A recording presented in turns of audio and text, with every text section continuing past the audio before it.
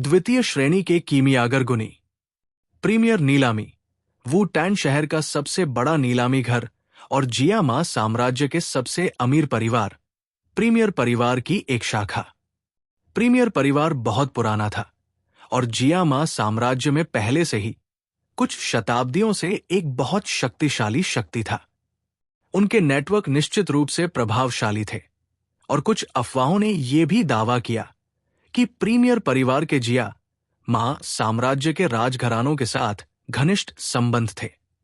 साम्राज्य में प्रीमियर परिवार, नालन परिवार और रिटर परिवार 3 सबसे बड़े परिवार हैं और वाणिज्यिक और सैन्य दुनिया में उनके कई संबंध हैं। इसलिए प्रीमियर परिवार के समर्थन के साथ चाहे नीलामी का लाभ कितना भी आकर्षक क्यों न हो, कोई भी उनके खिलाफ कुछ भी करने की हिम्मत नहीं करेगा। सड़क के अंत में नीलामी घर को देखते हुए जियाओ यान एक साइड गली में मुड़ गया और जल्दी से एक काला लबादा पहन लिया। टीएल हैरी पॉटर स्कूल के रोब की कल्पना करें। काले रोब ने न केवल जियाओ यान के चेहरे को ढक दिया बल्कि उसके दुबले पतले शरीर को भी बहुत चौड़ा कर दिया। भले ही जू ए रोब पहने हुए व्यक्ति को देख रही हो, लेकिन वो ये नहीं समझ पाएगी कि ये जियाओ यान है। काले रोब से ढकने के बाद जियाओ यान ने राहत भरी सांस ली। ऐसा नहीं था कि जियाओ यान बहुत सावधान था, बल्कि इसलिए कि फाउंडेशन अमृत बहुत कीमती था। कुलों के लिए फाउंडेशन अमृत का आकर्षण बहुत बड़ा था। अगर कोई इसका बड़े पैमाने पर उत्पादन कर सकता है तो इसका मतलब होगा कि कुल की युवा पीढ़ी तेजी से बढ़ेगी, जिससे कुल को अपनी शक्ति बढ़ाने में मदद मिलेगी और बदले में एक सकारात्मक चक्र की ओर ले जाएगा। अनावश्यक परेशानी से बचने के लिए जियाओ यान केवल खुद को छिपाने का विकल्प चुन सकता था। थोड़ी ठंडी व्हाइट जेड की बोतल को सावधानी से छूते हुए जियाओ यान धीरे धीरे गली से बाहर चला गया और सड़क के अंत में नीलामी घर की ओर चला गया। पूरी तरह से बख्तरबंद गार्डों की सतर्क निगाहों के बीच जियाओ यान बिना रुके नीलामी घर में चला गया। जैसे ही जियाओ यान घर में दाखिल हुआ, सूरज की तपती धूप की जगह ठंडक ने ले ली। लोगों को ऐसा लगा जैसे वे किसी नई दुनिया में आ गए हों। फैंसी हॉल से गुजरते हुए जियाओ यान को जल्दी से एक साइड रूम मिला। कमरे की ओर जाने वाले दरवाजे पर चमकदार शब्द निरीक्षण कक्ष लिखा था। अंदर चलते हुए कमरा बिल्कुल खाली था और वहां सिर्फ एक अधेड़ उम्र का आदमी बैठा था जो स्पष्ट रूप से ऊबा हुआ था। दरवाजा खुलने की आवाज सुनकर उस आदमी ने अपना सिर उठाया और काले लबादे में जियाओ यान को देखकर उसका माथा थोड़ा सिकुड़ गया, लेकिन तुरंत उसके चेहरे पर भाव एक पेशेवर मुस्कान में बदल गए। सर, क्या आप कुछ निरीक्षण करवाने की योजना बना रहे हैं? हां, काले लबादे के नीचे से एक सूखी और बूढ़ी आवाज हल्के से उभरी। ये याओ लाओ की आवाज थी। जियाओ यान आगे बढ़ा और अधेड़ उम्र के आदमी के सामने डेस्क पर सफेद जेड की बोतल रख दी। यह उलझन में दिख रहे अधेड़ व्यक्ति ने ध्यान से सफेद जेड की बोतल उठाई और उसे सूंघा। उसके चेहरे पर भाव तुरंत बदल गए और जब उसने काले लबादे वाले व्यक्ति की ओर देखा तो उसकी निगाह में सम्मान की झलक थी। मिस्टर, आप एक कीमियागर हैं? हां, वृद्ध की आवाज फिर से बाहर आई। क्या मैं पूछ सकता हूं, इस बोतल में कौन सी गोली है? ये क्या करती है? यह सुनकर कि वो एक कीमियागर के साथ काम कर रहा था, अधेड़ व्यक्ति ने और भी अधिक सम्मान के साथ पूछा। फाउंडेशन अमृत ये डू क्यूई प्रशिक्षण गति को बढ़ा सकता है, लेकिन केवल डू जे स्तर से नीचे के लोगों के लिए उपयोगी है। ओ, ये डू क्यूई प्रशिक्षण गति को बढ़ा सकता है? याओ लाओ के शब्दों को सुनकर अधेड़ व्यक्ति के भाव बदल गए। हर कोई जानता था कि डू क्यू को केवल एक निर्धारित सूत्र का पालन करके ही प्रशिक्षित किया जा सकता है, और चूंकि इस समय व्यक्तियों के लिए क्यूई पथ विशेष रूप से कमजोर होते हैं। अगर दवा का प्रभाव बहुत भयंकर होता तो क्यूई पथ फट जाते और व्यक्ति मर जाता। मेरे अमृत का कोई दुष्प्रभाव नहीं है और औषधीय शक्ति अत्यंत शांतिपूर्ण है, इसलिए ये ऐसा कुछ नहीं होने देगा। आपको ऐसा होने के बारे में चिंता करने की आवश्यकता नहीं है। जैसे कि वो समझ सकता था कि मध्यम आयु वर्ग का व्यक्ति क्या सोच रहा था, बुद्धिमान आवाज ने शांति से समझाया। एक बार फिर से अपनी अभिव्यक्ति बदलते हुए मध्यम आयु वर्ग के व्यक्ति ने सावधानी से व्हाइट जेड की बोतल अपने सामने टेबल पर रखी और सम्मानपूर्वक पूछा, मिस्टर, क्या आप एक सेकंड के लिए रुक सकते हैं? मुझे हमारे नीलामी के गुनी मास्टर से इस अमृत का निरीक्षण करने के लिए कहना है। जरूर, जल्दी करो। अपना हाथ हिलाते हुए जियाओ यान ने विनम्र होने का दिखावा नहीं किया और एक तरफ कुर्सी पर बैठ गया। मध्यम आयु वर्ग के व्यक्ति ने जल्दी से सिर हिलाया और जल्दी से कमरे से बाहर निकल गया। कुर्सी पर बैठे हुए जियाओ याओ चुप रहे और याओ लाओ से बात करने की कोशिश नहीं की। ये किसी और की जगह थी और सावधान रहना बेहतर था। कौन जानता था कि क्या ऐसी चीजें थी जो उनकी बातचीत सुन सकती थी। थोड़ी देर कमरे में इंतजार करने के बाद मध्यम आयु वर्ग का आदमी एक हरे रंग की पोशाक पहने हुए बुजुर्ग के साथ लौटा, जिसके बाल थोड़े सफेद थे। बुजुर्ग की छाती पर सोने के सितारे नहीं थे, बल्कि कीमिया भट्टी जैसी कोई चीज थी और कीमिया भट्टी पर 2 चांदी की रेखाएं थी जो लालित्य से चमक रही थी। मिस्टर, ये हमारी नीलामी का गुनी मास्टर है। वो 3 छोटे दाडोशी है, साथ ही वो दूसरे दर्जे का कीमियागर भी है। अधेड़ उम्र के व्यक्ति ने सम्मानपूर्वक नवागंतुक का परिचय दिया। बुजुर्ग की पहचान सुनकर जियाओ यान की भौहें सहज रूप से ऊपर उठ गई। ये पहली बार था जब वो याओ लाओ के बगल में किसी कीमियागर से मिला था। उसने बड़े की सावधानी पूर्वक फिर से जांच की। बुजुर्ग का चेहरा लाल था और भले ही हरा लबादा साधारण लग रहा था, लेकिन उस पर रोशनी की किरणें उभर रही थी। जाहिर है, इस लबादे में किसी तरह का मॉन्स्टर कोर लगा हुआ था। बुजुर्ग के सामान्य चेहरे पर हमेशा एक अहंकार था, जो सभी कीमियागरों में होता है। जब जियाओ यान गुनी की जांच कर रहा था, तो गुनी भी उसके सामने वाले व्यक्ति का अध्ययन कर रहा था। कीमियागर डू जेस की तरह नहीं थे और कीमियागरों की विभिन्न ताकतों द्वारा अत्यधिक मांग की जाती थी। इसलिए जब गुनी जियाओ यान का अध्ययन कर रहा था, तो वो ये भी अनुमान लगाने की कोशिश कर रहा था कि कीमियागर कौन था। मध्यम आयु वर्ग के व्यक्ति ने ध्यान से मेज पर रखी जेड की बोतल उठाई और उसे गुनी को दे दिया। सफेद जेड की बोतल लेते हुए गुनी ने पहले मीठी खुशबू को सूंघा, जबकि उसकी बूढ़ी आंखें थोड़ी बंद थी। बोतल को हल्के से झुकाते हुए हरे रंग के तरल की एक बूंद धीरे धीरे बोतल के खुले भाग से लुढ़क कर गुनी की हथेली के बीच में आ गिरी। हरे रंग के तरल को घूरते हुए गुनी ने एक चांदी की सुई निकाली और सुई की नोक पर थोड़ा डू क्यूई उतार चढ़ाव दिखाया। ये चुपचाप हरे रंग के तरल में फिसल गया और धीरे धीरे हिलने लगा। सुई के हिलने के साथ गुनी का शांत चेहरा एक गंभीर भाव में बदल गया। कुछ क्षण बाद उसने हरे रंग के तरल को वापस जेड की बोतल में रख दिया।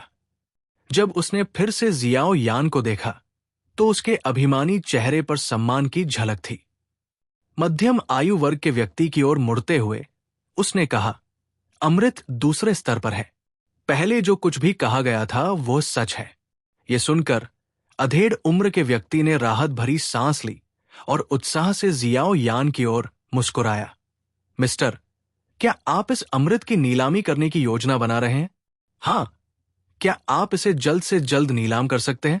हे, कोई समस्या नहीं है। मिस्टर, इसे ले लो और पहले नीलामी कक्ष में जाओ। सौभाग्य से हम अभी वहां नीलामी कर रहे हैं और आपका अमृत तुरंत नीलाम हो जाएगा। अधेड़ उम्र के व्यक्ति ने एक काले रंग का धातु का कार्ड सौंपते हुए मुस्कुराया। ठीक है। धातु का कार्ड लेते हुए जियाओ यान ने इंतजार नहीं किया और तुरंत कमरे से बाहर निकल गया। गुनी मास्टर, क्या वो वास्तव में एक कीमियागर है? जियाओ यान के उनकी नजरों से ओझल होने के बाद ही अधेड़ उम्र के व्यक्ति ने गुनी से धीरे से फुसफुसाया। हां, वो एक कीमियागर है। उसकी फुर्तीली आत्मा की धारणा गलत नहीं हो सकती। गुनी ने सिर हिलाया, लेकिन उसका माथा सिकुड़ा हुआ था और वो बुदबुदाया। लेकिन वो कहाँ से आया है? मैंने वू टैन सिटी में किसी ऐसे कीमियागर के बारे में नहीं सुना है जो दूसरी श्रेणी की गोली को परिष्कृत कर सके। क्या मैं कुछ शोध करूं? गुनी ने अपना सिर हिलाने से पहले कुछ देर रुककर कहा, अभी नहीं। सभी कीमियागरों का स्वभाव अजीब होता है, और अगर वो देख लेता है कि आप उसका इतिहास जानने की कोशिश कर रहे हैं, तो उसे नीलामी के बारे में बुरा लगेगा। रहस्यमयी कीमियागर के साथ बुरा व्यवहार करना कभी भी समझदारी नहीं होती। पलटकर गुनी ने हल्के से कहा, उसे हमारी नीलामी के बारे में अच्छा प्रभाव डालने के लिए आपको ये पता होना चाहिए कि ये कैसे करना है। हे, मैं समझ गया। याद रखना, भले ही हम उसके दोस्त न बन पाए, लेकिन हम उसे नाराज भी नहीं कर सकते, वरना। कुछ ठंडे शब्द पीछे छोड़ते हुए गुनी भी कमरे से बाहर चली गई। एक वेट्रेस के नेतृत्व में जियाओ यान पहले से ही शुरू हो चुकी नीलामी में प्रवेश कर गया। नीलामी हो रही थी। उस हॉल में प्रवेश करते ही मूल रूप से उज्जवल वातावरण अंधेरा हो गया और हर जगह गर्जने वाली चीखें गूंजने लगी। इसने जियाओ यान को अपनी भौहें सिकोड़ने पर मजबूर कर दिया। नीलामी बहुत बड़ी थी और हॉल में निश्चित रूप से कम सैकड़ों या हजारों लोग बैठ सकते थे। इस समय हॉल के केंद्र में एक चमकदार रोशनी के नीचे एक लाल वस्त्र पहने सुंदरी अपने हाथ में मौजूद वस्तु का वर्णन करने के लिए अपनी आकर्षक आवाज का उपयोग कर रही थी। आवाज की सुन्न और स्पष्ट ध्वनि के तहत वो वस्तु जो वास्तव में बहुत अधिक मूल्य की नहीं थी, उसकी कीमत में तेजी से वृद्धि हो रही थी। एक दूरस्थ सीट पाकर जियाओ यान चुपचाप बैठ गया और हॉल के बीच में सुंदरी को देखा। अपनी गहरी टिप्पणियों के साथ उसने महसूस किया कि अधिकांश लोग उसके लिए यहां थे, न कि उन वस्तुओं के लिए जिनकी नीलामी की जा रही थी। प्रीमियर ऑक्शन हाउस की शीर्ष नीलामी करता याफी वो टैन शहर में एक बेहद प्रसिद्ध सुंदरी थी और उसके परिपक्व आकर्षण ने कई लोगों को उसकी ओर आकर्षित किया। अचानक चुप रहने वाला जियाओ यान पलटा और एक आदमी को घूरने लगा जो उससे बहुत दूर नहीं था, लेकिन एक कोने में छिपा हुआ था। उसकी भुजाएं याफी के छोटे लाल मुंह के शब्दों से हिल रही थी और उसके हाथ उसकी कमर के नीचे गायब हो गए थे। धिक्कार है। हल्के से गाली देते हुए जियाओ यान, जो लबादे के नीचे था, ने अपनी आंखें घुमाई। ये आदमी कितना बेशर्म है। अपने मन में गाली देते हुए जियाओ यान जल्दी से दूर चला गया और कड़वाहट से मुस्कुराया। उसकी नजर एक बार फिर हॉल के केंद्र में गई और नीलामीकर्ता के आकर्षक वक्रों को देखते हुए बुदबुदाया, याओ जिंग। टीएल याओ जिंग सुंदरियों के लिए एक अपमानजनक, संदर्भ पर निर्भर करता है, शब्द है। याफी के हाथ में आइटम को देखने के बाद जियाओ यान की दिलचस्पी खत्म हो गई। उसके पास कबार का एक टुकड़ा खरीदने के लिए इतने पैसे नहीं थे, भले ही उस आइटम को बेचने वाली एक खूबसूरत महिला ही क्यों न हो। याफी से अपनी नजर हटाने के बाद जियाओ यान धीरे धीरे हॉल के चारों ओर देखने लगा। हाँ पिताजी। अपनी निगाहें रोकते हुए जियाओ यान ने आगे की पंक्ति में बैठे एक अधेड़ उम्र के आदमी पर ध्यान केंद्रित किया। अचानक उसके चेहरे पर हैरानी की अभिव्यक्ति हो गई। क्या पिताजी को उस महिला में कोई दिलचस्पी है? ये अजीब विचार लंबे समय तक नहीं रहा, क्योंकि जियाओ यान ने पाया था कि उसके पिता की निगाहें याफी पर केंद्रित नहीं थी, बल्कि दूर की ओर देख रही थी, जैसे कि वे किसी चीज का इंतजार कर रहे हों। पिताजी यहां क्यों हैं? सवाल पर विचार करते हुए जियाओ यान ने फिर से अपनी निगाहें घुमाई। इस बार उसे आश्चर्यजनक रूप से एहसास हुआ कि अन्य दो बड़े कुलों, जिया लाई कबीले और एओबा कबीले के नेता यहां थे। कुछ ऐसा नीलाम होने वाला है जो उन सभी को आकर्षित करेगा। अपनी भौहें ऊपर उठाते हुए जियाओ यान ने उत्सुकता से अपनी नाक को छुआ। तीनों कबीले के नेताओं को यहां आने के लिए क्या आकर्षित कर सकता था? सच कहूं तो याफी नाम की महिला माहौल बनाने में माहिर थी। उसकी नजरें और मुस्कुराहटें कुछ समय के लिए आइटम की कीमत को तेजी से बढ़ा देती थी। इसके अलावा जब भी कीमत बढ़ाई जाती, वो उस व्यक्ति को एक आकर्षक मुस्कान भेजती जिसने अभी अभी नवीनतम कीमत बताई थी, और वे आइटम के लिए अधिक भुगतान करने के अपने दर्द को भूल जाते। नीलामी घर के अंदर का माहौल उसकी मुस्कुराहट से चरम पर था। है सब लोग, नीलामी घर को अभी अभी एक नई नीलामी वस्तु मिली है। मुझे विश्वास है कि सभी को इसमें रुचि होगी। नवीनतम वस्तु की नीलामी करने के बाद याफी अचानक रुकी और दर्शकों की ओर जोर से बोली। अपने हाथ की एक लहर के साथ एक वेट्रेस जल्दी से एक जेड प्लेट ले आई और प्लेट के बीच में एक सफेद जेड बोतल थी। ये एक दूसरी श्रेणी की गोली है। अपने नाजुक हाथ से जेड की बोतल उठाते हुए याफी की आकर्षक आवाज ने नीलामीकर्ताओं को एक पल के लिए शांत कर दिया, लेकिन जल्द ही चिल्लाहट और भी तेज हो गई। डूक्यूई मुख्य भूमि में कीमियागरों द्वारा परिष्कृत गोलियां सबसे अधिक मांग वाली वस्तुएं थी। इस चीज का नाम फाउंडेशन एलिक्सर है। यह केवल डू जे स्तर से नीचे के लोगों के लिए प्रभावी है। फाउंडेशन एलिक्सर में प्रशिक्षण से डू जे स्तर से नीचे के लोगों को प्रशिक्षण में अधिक दक्षता प्राप्त करने में मदद मिलती है। अगर आप चाहते हैं कि आपका बेटा या पोता जीनियस कहलाए, तो ये आपके लिए एकदम सही है। उसके आकर्षक मुंह से हल्के से शब्द निकले और कई नीलामीकर्ताओं के दिमाग सुन्न हो गए। फाउंडेशन एलिक्सर, ये किसी की डू क्यूई प्रशिक्षण गति को बढ़ा सकता है। लेडी या फी, उस अवस्था में लोग गोली का दबाव नहीं झेल सकते हैं, है ना?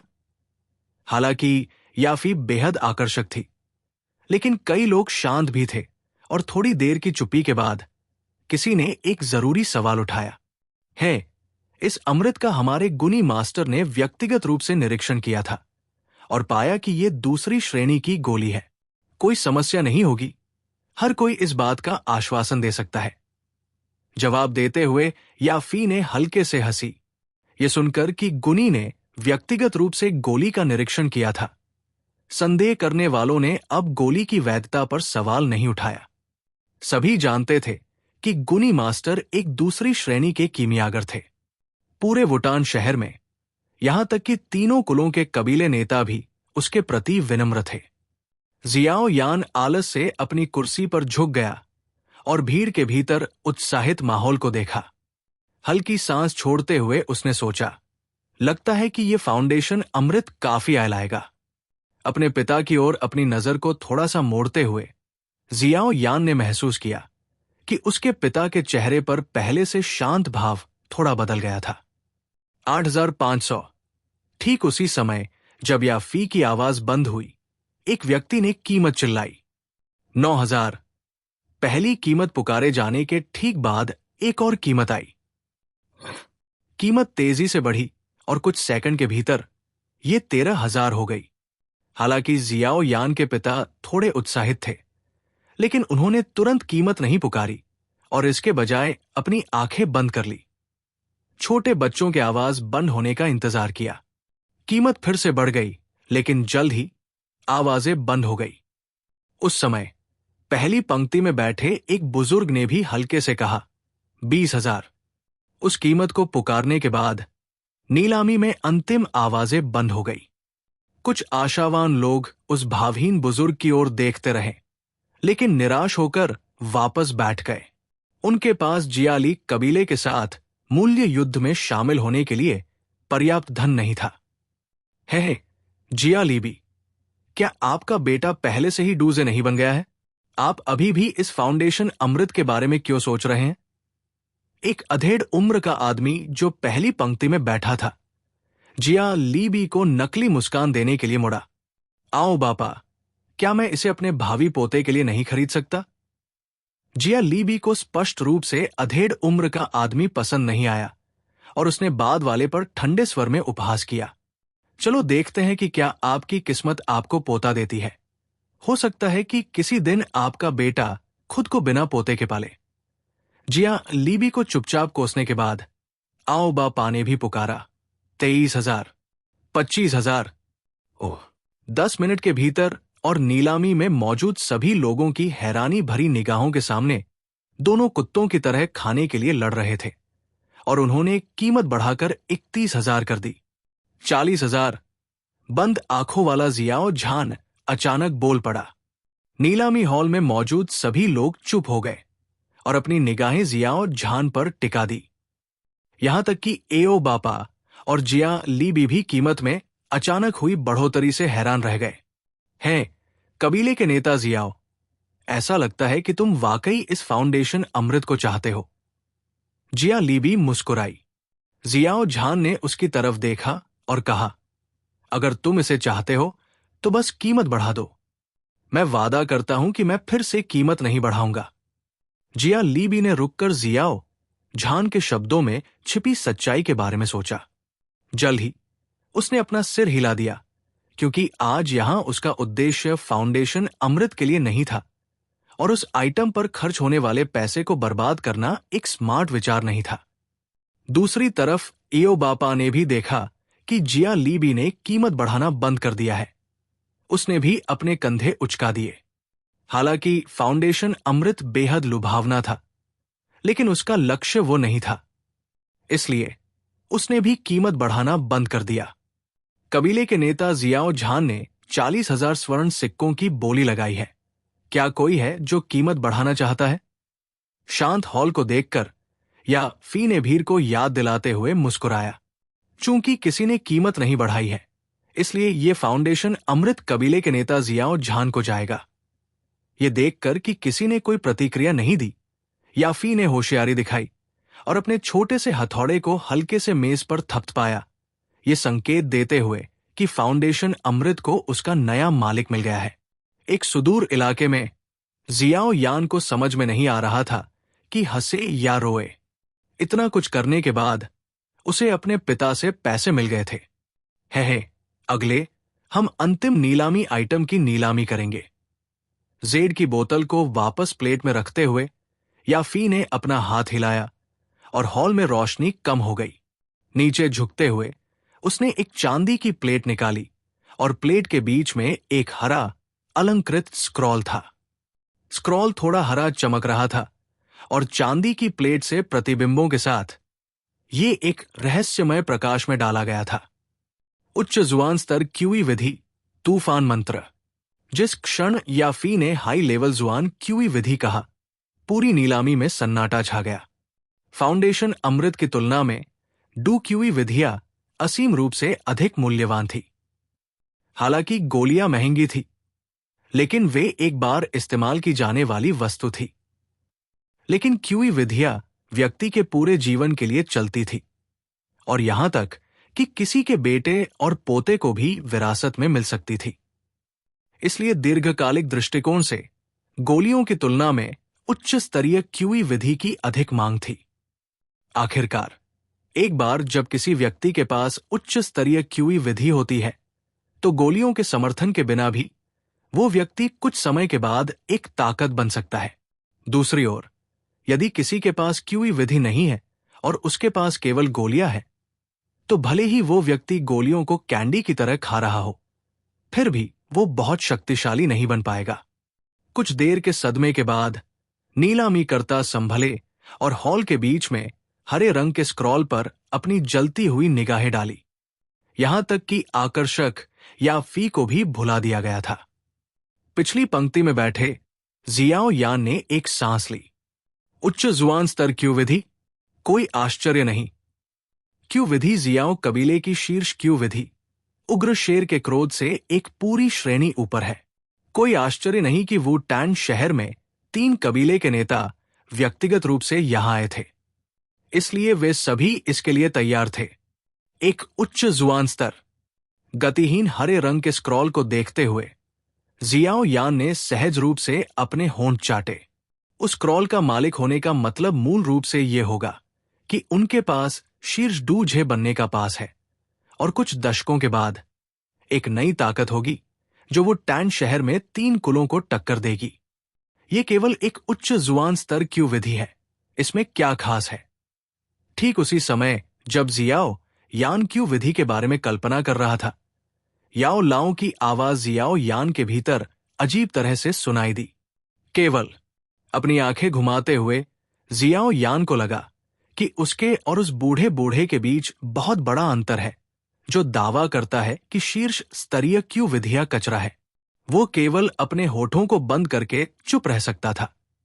बेटे, बस प्रशिक्षण जारी रखो। जिस दिन तुम डूजे बन जाओगे, मैं तुम्हें दिखाऊंगा कि उच्च स्तरीय क्यू विधि क्या है। याओ लाओ ने अपना विचार समाप्त करने के बाद वो फिर से चुप हो गया।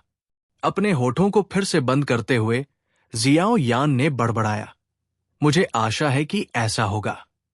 ओह, हर कोई ये जुआन लेवल क्यू विधि पहाड़ों में एक शिकारी द्वारा पाई गई थी। ये किसी पूर्वज द्वारा पीछे छोड़ी गई होगी, इसलिए इसे खरीदने के बाद ये किसी को कोई परेशानी नहीं पहुंचाएगी। हर कोई बिना किसी डर के बोली लगा सकता है कि इसके परिणाम हो सकते हैं। याफी ने सावधानी से हरे रंग का स्क्रॉल उठाया और हल्के से कहा, लेडी याफी, क्या आप पहले से ही सबसे कम कीमत निर्धारित कर सकती हैं? नीलामीकर्ताओं में से एक ने अधीरता से चिल्लाया। अपनी आकर्षक मुस्कान बनाए रखते हुए याफी ने कहा, तूफान मंत्र, सबसे कम कीमत 200,000 सोने के सिक्के। जब उसने सबसे कम कीमत बताई तो नीलामी घर में शांति छा गई। जाहिर है, बहुत से नीलामकर्ताओं के पास इतनी महंगी वस्तु खरीदने के लिए धन नहीं था। एक सुदूर क्षेत्र में जियाओ यान अपना सिर हिलाए बिना नहीं रह सका। ये महिला बिना खून बहाए लोगों को मार देती है। 200,000 सोने के सिक्के जियाओ कबीले के पूरे 2 साल के मुनाफे के बराबर है। पहले नीलामी हॉल से निकलकर जियाओ यान निरीक्षण कक्ष में वापस आया और मध्यम आयु वर्ग के व्यक्ति की सम्मानजनक निगाहों के नीचे धैर्यपूर्वक प्रतीक्षा करने लगा। कुछ मिनट बाद कदमों की हड़बड़ाहट के साथ 2 परछाइयों ने दरवाजा खोला। हे, क्या आप फाउंडेशन एलिक्सर के मालिक हैं? मिस्टर, यह पहली बार है जब आप वो टैन सिटी आए हैं, है ना? इत्र की एक झोंके के साथ जियाओ यान के बगल में एक आकर्षक लेकिन सुन्न करने वाली हंसी सुनाई दी। इसने उसकी दृढ़ मानसिकता को डगमगा दिया। याओ जिंग को कोसने के बाद जियाओ यान ने अपने बगल में लाल कपड़े पहने महिला को देखने के लिए मुड़ने से पहले अपने चेहरे को लबादे के अंदर और भी सिकोड़ लिया। निकट संपर्क के साथ जियाओ यान ने एक बार फिर याफी के भीतर के आकर्षण को महसूस किया। चमकदार चेहरे पर लंबी पलकों के साथ पानी भरी आंखों की एक जोड़ी थी, जो हमेशा पुरुषों को बांधने वाली रस्सियों की किस्में भेजती दिखती थी। नीचे देखते हुए सुंदर सफेद गर्दन से परे जियाओ यान लगभग उसकी दरार में समा गया था। उसके प्राकृतिक आकर्षण ने शांत जियाओ यान को भी प्रभावित किया। हालांकि जियाओ यान का चेहरा लाल था, शुक्र है कि वो उसके लबादे से ढका हुआ था। खुद को शांत करते हुए जियाओ याओ ने थोड़ा सिर हिलाया और उसी समय याओ लाओ की आवाज भी सुनाई दी। नीलामी सफल रही, मुझे पैसे दो, मुझे कुछ काम है। जैसे कि वो काले लबादे के मालिक की उम्र से हैरान थी, याफी ने हंसते हुए अपना मुंह ढक लिया। थोड़ी देर बाद वो होश में आई। कृपया हमें थोड़ी देर और माफ करें, हम अभी भी कागजी कार्रवाई पर काम कर रहे हैं। थोड़ा सिर हिलाते हुए जियाओ यान ने फिर से अपना मुंह नहीं खोला और चुप रहते हुए याफी से अपनी नजर हटा ली। काले लबादे में ढके रहस्यमय व्यक्ति को देखते हुए याफी की भौहें सिकुड़ गई। ऐसा लग रहा था कि उसकी गर्वीली सुंदरता का कोई असर नहीं हुआ। अपने होठों को सिकोड़ते हुए उसकी नजर रहस्यमय व्यक्ति पर घूमी, ये पता लगाने के लिए कि वो किससे निपट रही थी। हर एक विवरण को समझने की कोशिश कर रही थी। जियाओ यान के इर्द-गिर्द घूमने और कोई जानकारी न मिलने के बाद या फेई ने निराश होकर गुनी को देखा। उनकी नजरें मिलने के बाद उसने अपने होंठ काटे और पूछा, मिस्टर, या फेई ने शायद ही कभी ऐसा कीमियागर देखा हो जिसके पास कीमियागर बैज न हो। क्या मैं आपका नाम पूछ सकती हूं? हाँ, लड़की, इस जगह पर आने का मतलब है कि मुझे बताना होगा कि मैं कौन हूं। काले लबादे के नीचे याओ लाओ की आवाज ठंडी थी। हे, या फेई सिर्फ उत्सुक थी? अगर मिस्टर ये नहीं कहना चाहते तो या फेई आपको मजबूर नहीं करेगी। या फेई हल्के से हंसी। काले लबादे के पीछे से जियाओ यान ने लाल पोशाक में लिपटे सफेद पैरों को देखा। भले ही वो उसकी सुंदरता की प्रशंसा करने से खुद को रोक नहीं पाया, लेकिन उसने चुपचाप खुद को याद दिलाया कि या फेई के लिए शीर्ष नीलामी करता बनना कोई फूलदान नहीं था। सभी ने कहा कि सुंदरता परेशानी थी। आखिरकार पूरे वुतान शहर में अनगिनत प्रेमी थे, लेकिन आज तक उनमें से कोई भी अपना लक्ष्य हासिल नहीं कर पाया। भले ही उनमें से कई ने उसके पीछे प्राइमर ऑक्शन हाउस को दोषी ठहराया, लेकिन उनमें से कोई भी ये दावा नहीं करेगा कि वो एक सुंदर फूलदान थी। उसके बगल में इतनी चतुर महिला होने के कारण जियाओ यान इतना सावधान था मानो वो बर्फ पर चल रहा हो। उसे डर था कि याफी उससे कुछ पता लगा लेगी, लेकिन शुक्र है कि याओ लाओ की बात करने से रहस्यमयी बूढ़ा उसके बगल में बैठे याओ जिंग से मोहित नहीं होगा। याओ लाओ के भावहीन शब्दों से याफी को कोई जानकारी नहीं मिल पाई। अंत में उसने नई जानकारी खोजने की कोशिश करना छोड़ दिया और इसके बजाय एक क्रिस्टल कार्ड निकालते हुए मुस्कुराई। कार्ड पर प्राइमर फैमिली का लोगो था। मिस्टर, यह प्राइमर ऑक्शन हाउस का वीआईपी कार्ड है। इस कार्ड के साथ आप किसी भी प्राइमर फैमिली ऑक्शन हाउस में वीआईपी ट्रीटमेंट प्राप्त कर सकते हैं। साथ ही नीलामी में लगने वाले कर 5% से 2% हो जाएंगे। ये सुनकर जियाओ यान की भौहें तंग गई। पहले की बकवास की तुलना में उसे इस तरह के ठोस लाभ पसंद थे, इसलिए थोड़ी देर रुकने के बाद उसने क्रिस्टल कार्ड ले लिया। पीछे के लबादे से बाहर निकले लंबे और पीले हाथ को देखकर या फी की आंखों में उलझन की एक चमक चमक उठी। काले लबादे के नीचे वाले व्यक्ति की आवाज स्पष्ट रूप से एक बूढ़े व्यक्ति की आवाज थी, लेकिन उसका हाथ एक जवान आदमी जैसा दिखता है। ये व्यक्ति वो कौन है? इस समय एक वेट्रेस दौड़कर आई और विनम्रतापूर्वक याफी को एक ग्रीन कार्ड दिया। Mister, foundation elixir 40,000 gold coin में बिका और नीलामी शुल्क के रूप में 2% निकालकर बाकी यहां है। याफी ने ग्रीन कार्ड सौंपते हुए मुस्कुराया। ग्रीन कार्ड लेते हुए जियाओ यान का दिल टूट गया। उसके प्रशिक्षण के लिए धन उस छोटे से ग्रीन कार्ड के अंदर था। 40,000 गोल्ड कॉइन जो एक डूजे को प्रशिक्षित करने के लिए पर्याप्त होंगे। चूंकि उसे पहले ही पैसे मिल चुके थे, इसलिए जियाओ यान के पास रुकने का कोई कारण नहीं था और लापरवाही से अपने हाथों को एक साथ धकेलने के बाद एक बुजुर्ग आवाज ने शांति से कहा, मैं अब जा सकता हूं, है ना? है, बिल्कुल। अगर आप और गोलियां नीलाम करना चाहते हैं तो कृपया प्राइमर नीलामी घर को ध्यान में रखें। या फेई मुस्कुराई।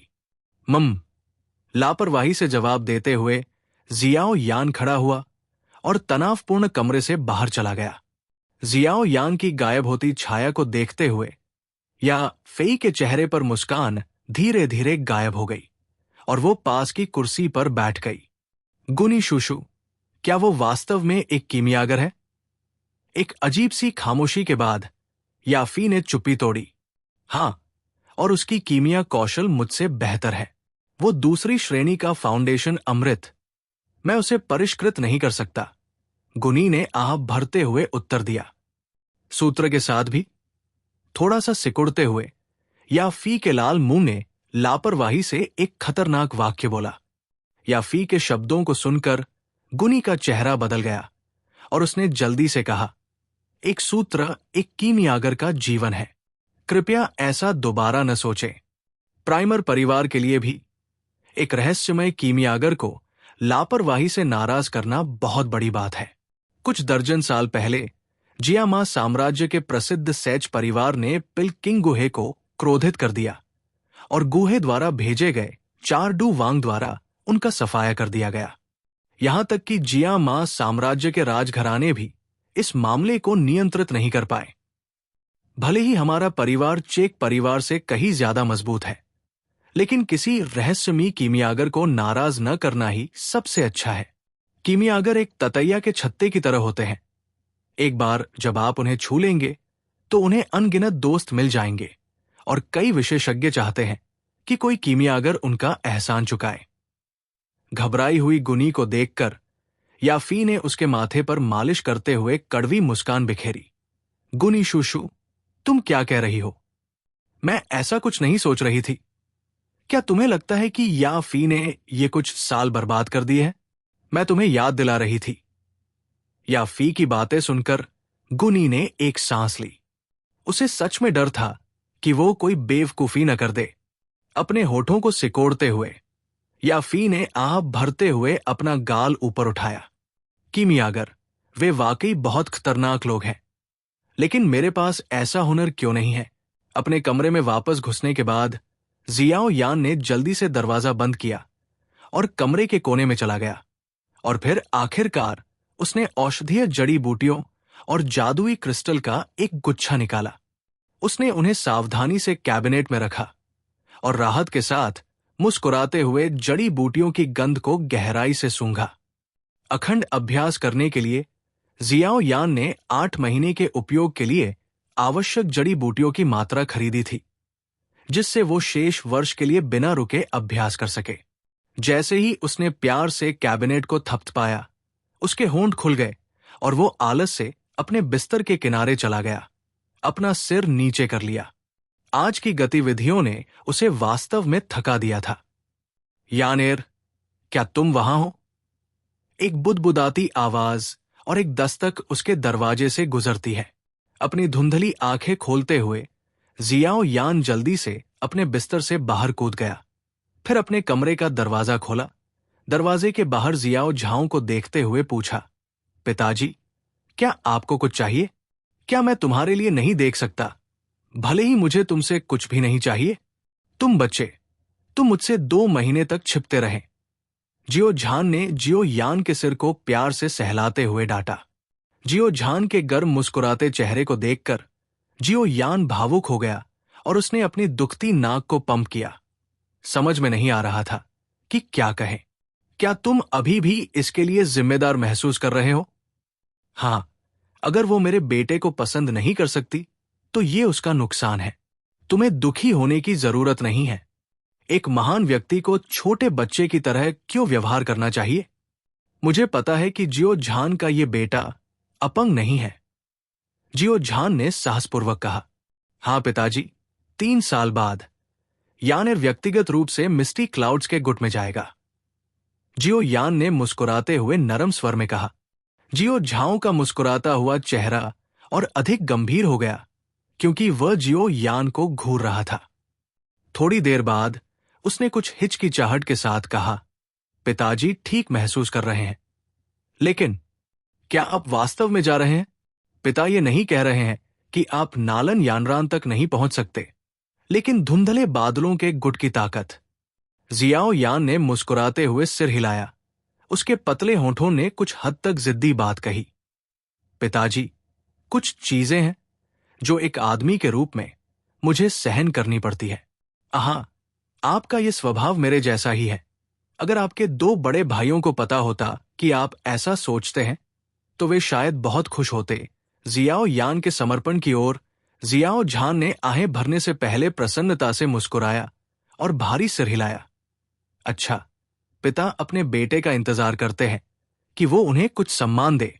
मैं चाहता हूं कि बूढ़ा कमीना नालन शू मुझसे उस शादी के वादे को फिर से निभाने के लिए भीख मांगे। जियाओ यान ने सिर हिलाया और हंसने से खुद को रोक नहीं सका। अरे, मैं तुम्हें यह दूंगा, इसे अपने पिता का सहारा समझो। उसने जियाओ यान को एक बहुत ही जानी पहचानी सफेद बोतल थमा दी। अपने हाथों में वापस गए इस अमृत को देखकर जियाओ यान को समझ नहीं आया कि उसे हंसना चाहिए या रोना चाहिए, लेकिन उसके चेहरे पर एक उलझन भरी अभिव्यक्ति बनी रही। पिताजी, यह है आधारभूत अमृत। यह आपकी डूबी हुई साधना को गति देगा। मैंने इसे आज ही खरीदा है। जियाओ झान के मुंह से मुस्कान निकली। इसके लिए आपने बहुत पैसे खर्च किए होंगे। सफेद जेड की बोतल मिलते ही जियाओ यान का दिल गर्म हो गया। 40,000 सोने के सिक्के। लेकिन अगर ये आपके काम आ सकता है तो ये अपनी कीमत के लायक है। जियाओ झान मुस्कुराया जैसे कि उसे कोई परवाह नहीं थी। तुमने मुझे ये आधारभूत आत्मा अमृत खरीदने के लिए 40,000 सोने के सिक्के खर्च किए। क्या इस बहाने से शायद बड़े लोग तुम्हें परेशान नहीं करेंगे? जियाओ यान ने कड़वाहट से मुस्कुराया। सक, मैं कबीले का नेता हूं, वे ज्यादा से ज्यादा कुछ बोल सकते हैं। जियाओ झान ने ठंडे स्वर में कहा। पिताजी, धन्यवाद। 1 साल में वयस्क समारोह के दौरान मैं उन्हें अपना मुंह पूरी तरह से बंद करवा दूंगा। जियाओ यान ने यह कहते हुए शांति से हंस दिया। अच्छा, मैं अपने बेटे के एक बार फिर से बदलने का इंतजार कर रहा हूं। हालांकि उसे नहीं पता था कि जियाओ यान का आत्मविश्वास कहां से आया था, लेकिन जियाओ झान अपने बेटे के आत्मविश्वासी रूप को देखकर बहुत खुश था। ठीक है, मैं तुम्हारे आराम में खलल नहीं डालूंगा। अगर कोई समस्या हो तो अपने पिता से मिलने आ जाना। एक परिवार के सदस्य के रूप में मैं तुम्हें अपमानित नहीं होने दे सकता। अपना हाथ हिलाते हुए जियाओ झान ने मुड़कर सामने के यार्ड से बाहर निकलते हुए बड़े कदम उठाए। अरे, मुझे भी अब इन बूढ़े मूर्खों का सामना करना पड़ेगा। मैंने सिर्फ 40,000 सोने के सिक्के खर्च किए हैं, लेकिन वे ऐसे व्यवहार करेंगे जैसे मैंने वो पैसा खर्च कर दिया हो जो उनके ताबूत खरीदने के लिए इस्तेमाल किया जाना था। रात से जियाओ झान की बुदबुदाहट जियाओ यान तक पहुंच गई। अपने पिता को अंधेरे में गायब होते देख जियाओ यान ने अपनी नाक को छुआ और धीमी आवाज में मुस्कुराते हुए कहा, आराम करो पिताजी, मैं इन लोगों को चुप कराने के लिए वास्तविकता का उपयोग करूंगा। 3 साल पहले मैं उन्हें मेरी ओर देखने पर मजबूर कर सकता था। 3 साल बाद मैं अभी भी ऐसा कर पाऊंगा। थोड़ी देर अपने दरवाजे पर खड़े रहने के बाद जियाओ यान ने सफेद जेड की बोतल को हटा दिया। फिर उसने कमरे के कोने की ओर देखा, चिढ़ाते हुए, लड़की, लोगों की बातें सुनना मजेदार है। जियाओ यान गेगे, ये तुम्हारी तरफ से बहुत बढ़िया था। कोने से बैंगनी स्कर्ट पहने एक सुंदर युवा लड़की सुरुचिपूर्ण ढंग से बाहर आई। अपना छोटा सा सिर झुकाते हुए उसके सुंदर चेहरे पर एक बड़ी मुस्कान प्रकट हुई। शराबी लड़की के चेहरे को देखते हुए जियाओ यान ने असहाय रूप से अपना सिर हिलाया। जियाओ यान गेगे आज दोपहर कहाँ चली गई? जुनेर आगे आई, हल्के से चली और मुस्कुराते हुए पूछा, मैं बस थोड़ा टहलने गई थी। क्या ऐसा है?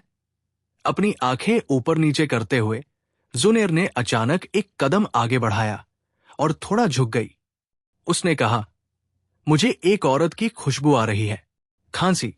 चलो, मुझे औरत की खुशबू क्यों चाहिए? जियाओ यान का अपरिपक्व चेहरा अचानक लाल हो गया, लेकिन अंधेरे में उसका और लड़की का चेहरा स्पष्ट रूप से नहीं देखा जा सकता था। ही। जियाओ यान की इस दुविधा को पसंद करते हुए जुनेर हंसी और एक पल बाद हंसना बंद कर दिया। चुपचाप कहने से पहले, एक पल पहले मैंने जियाओ शूशू के शब्द भी सुने थे। मुझे विश्वास है कि जियाओ यान गेगे, हाँ, भविष्य में तुम वास्तव में धुंधले बादलों के गुट में जाना चाहते हो। जुनएर तुम्हारे साथ आएगी, तुम्हारी मदद करने के लिए। यह सुनकर जियाओ यान ने पलकें झपकाईं और युवा लड़की के सुंदर छोटे चेहरे को कसकर देखा। जियाओ यान की अनियंत्रित दृष्टि के तहत जुनएर का चेहरा शर्म से थोड़ा लाल हो गया और उसने फुसफुसाते हुए कहा, जियाओ यान गेगे, तुम क्या देख रहे हो? हैं, जुनएर भी शर्मा सकती है। ऐसा दुर्लभ दृश्य। जियाओ यान ने अप्रत्याशित रूप से मुस्कुराते हुए कहा। जुनएर ने जियाओ यान को ठंडे अंदाज में देखा और उसने अपनी सांसों में बुदबुदाया, और तुम भी लोगों को इस तरह से देख सकते हो। अच्छा, अच्छा, गेगे पर भरोसा रखो। हालांकि मिस्टी क्लाउड्स का गुड दुर्जय है, मैं अभी भी जवान हूं। ये यून यून जो उस लड़की नालन यानरान को बिगाड़ता है, निश्चित रूप से बहुत अच्छा शिक्षक नहीं है। जियाओ यान ने युवा लड़की के काले बालों को सहलाते हुए मुस्कुराया। अच्छा, देर हो चुकी है, आराम करने के लिए वापस जाओ। जियाओ यान को हाथ हिलाते हुए देखकर जुनेर ने अनिच्छा से अपना सिर हिलाया और उसकी नजरों के सामने अंधेरे में चली गई। एक कोने को मोड़ने के बाद जियाओ झान और कई बुजुर्गों के बीच झगड़े की आवाजें सुनी जा सकती थी। झगड़े का विषय 40,000 सोने के सिक्कों का उपयोग कैसे किया गया। रुकते हुए जुनेर की छोटी भौहें सिकुड़ गई और उसने एक छोटी सी आह भरी, जबकि उसकी पतली उंगलियों के बीच एक बैंगनी कार्ड दिखाई दिया। उसकी उंगलियां बैंगनी रंग के सोने के कार्ड को हिला रही थी, जिससे बैंगनी सोने का कार्ड सुनहरी रोशनी में चमक रहा था और वो उस कमरे की ओर बढ़ रहा था जहां बुजुर्ग जियाओ झान के साथ झगड़ रहे थे। कमरे में अचानक सन्नाटा छा गया और जुनेर ने धीरे से कहा, "ये फाउंडेशन अमृत के लिए पैसे हैं। इस कार्ड में 1,00,000 सोने के सिक्के हैं। अब जब मैंने आपको ये दे दिया है तो मुझे उम्मीद है कि आप बुजुर्ग चाचा जियाओं को परेशान नहीं करेंगे।" तीनों बुजुर्गों की ओर से हाँ स्वीकारोक्ति आने से पहले कमरा पूरी तरह से शांत हो गया था। Octane blast. जंगल में एक कर्कश गर्जना हुई। एक फुर्तीला साया इन जंगलों में लचीले ढंग से कूद रहा था और भले ही जंगल कांटों से घना था, लेकिन वे उसे बिल्कुल भी बाधित नहीं कर रहे थे। अगले ही पल छाया अप्रत्याशित रूप से 0.5 मीटर बड़े पेड़ के सामने रुक गई और शरीर को आधा झुकाकर एक कोहनी पेड़ से टकराई। धमाका। लकड़ी के टुकड़े बिखरने के साथ एक आवाज गूंजी। प्रभाव बिंदु पर मकड़ी जैसी दरारें दिखाई दी और पूरे पेड़ में फैल गई। क्रंच। कोहनी के टकराने से पेड़ में एक बड़ा सा छेद हो गया और एक पल बाद जोर से जमीन पर गिरने से पहले एक कर्कश आवाज निकली।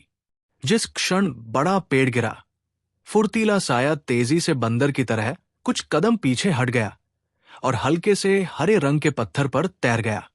अपने प्रयासों के परिणामों को देखते हुए जियाओ यान के नाजुक छोटे चेहरे पर मुस्कान आ गई।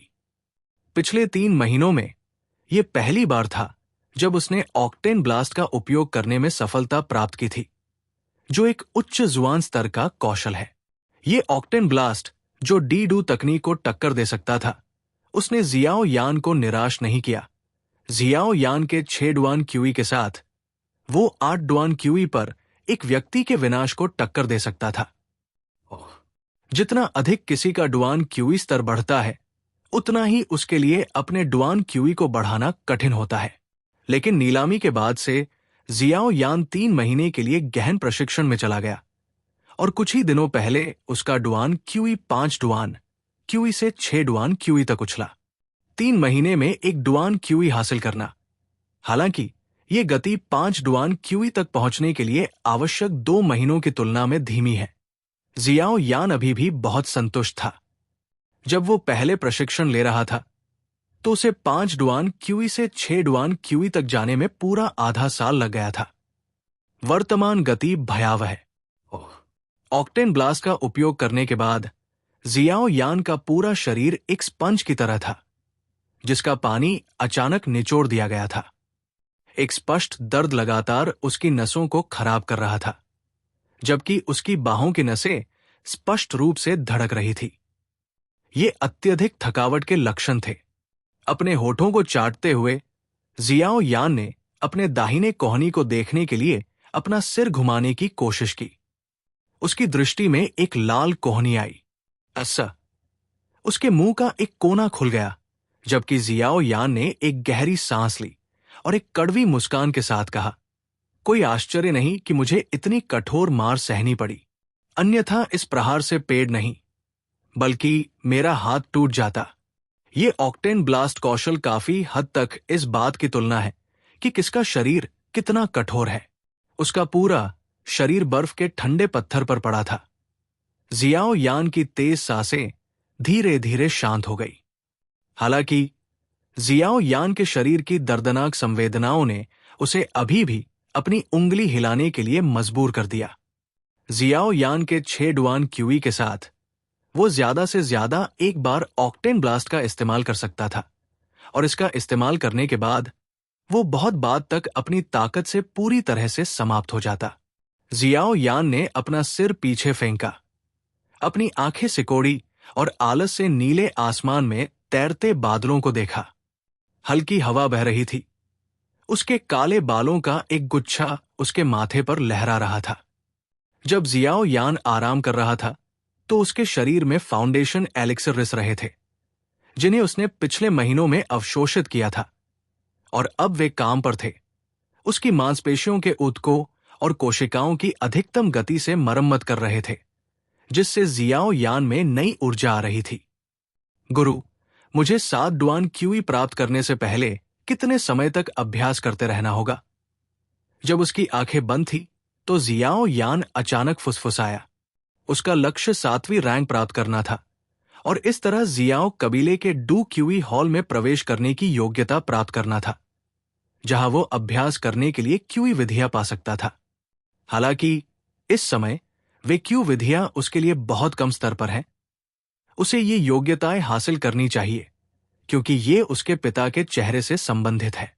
एक ठंडी हवा चली और याओ लाओ का पारदर्शी शरीर विशाल पत्थर के बगल में दिखाई दिया। अपने चेहरे पर एक प्रसन्न भाव के साथ जब उसने अपने कनिष्ठ को देखा तो याओ लाओ ने सबसे पहले बड़े पेड़ पर ध्यान दिया।